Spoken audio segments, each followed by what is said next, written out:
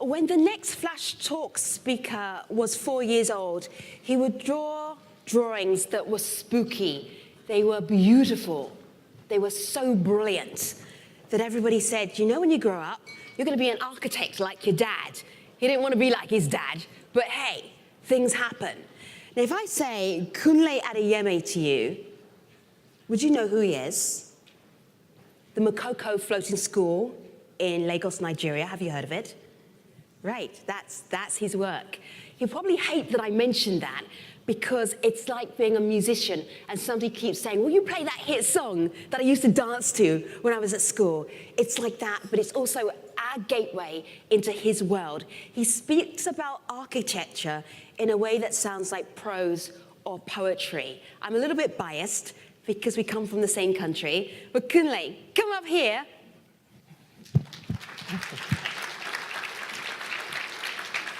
It's very rare at a food security symposium to have an architect in the room. You're going to join the dots for us. I'm really looking forward to it. Thank you. Thank you very much. Well, yeah, I do feel like a red herring here. And one would be wondering what architecture has to do with food. And I think ultimately, when I did get the request to do this, I was like, well, you know, I guess infrastructure. You know, you need architecture, you need infrastructure to provide food, ultimately. Although Africa is said to be the least responsible for climate change, we've been talking about this all morning. It's actually one of the most affected by it, with a large percentage of it within the high and extreme high-risk zones. Now, what that means, of course, is that we also have these impacts affecting a large part of the continent, with 70% of the cities around water. And the issue of water we've also discussed since, and part of that is that there's scarcity in some parts of the country, on the continent, and we're seeing that, for instance, in Cape Town now, that is set to go into day zero sometime in July. At the same time, on the other parts of the continent, we're also seeing the most, let's say, the visual and the most obvious impact of climate change, which is flooding.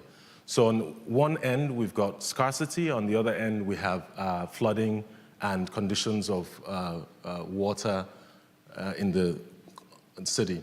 Now, coastal systems and low-lying areas, they would be increasingly exposed to impacts of these flooding, and we're now beginning to see that it's also not just a challenge, but perhaps an opportunity to look at solutions that we could develop within those contexts. Now, it's not all doom and gloom, as they say on the African continent. We've heard great innovation stories and great things that the youths are doing.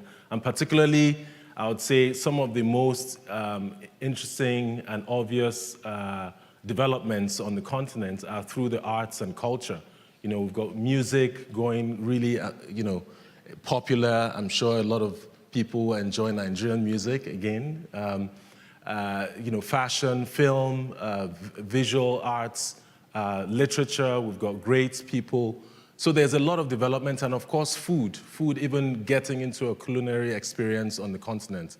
Now that brings us to sort of a potential intersection of where we could look at the challenges and opportunities of climate change, or particularly flooding, with the production of food, aquaculture. Fish is a critical source of protein in sub-Saharan Africa, not just because I'm a pescatarian, but I do enjoy some fish. And aquaculture is really a potential that is sort of underexploited on the continent. Most of that is happening at a small scale. 95% of the operators are subsistence farmers. And one of the challenges is, how do you scale this? You know, you cannot turn it into a commercial enterprise because there isn't enough capital, or there's not the facilities to provide the capital to those income earners are not in place. At the same time, the infrastructure is also quite difficult.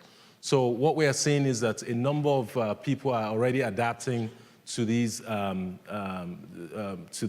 climate change, and the aqua farmers are already even dealing with these issues.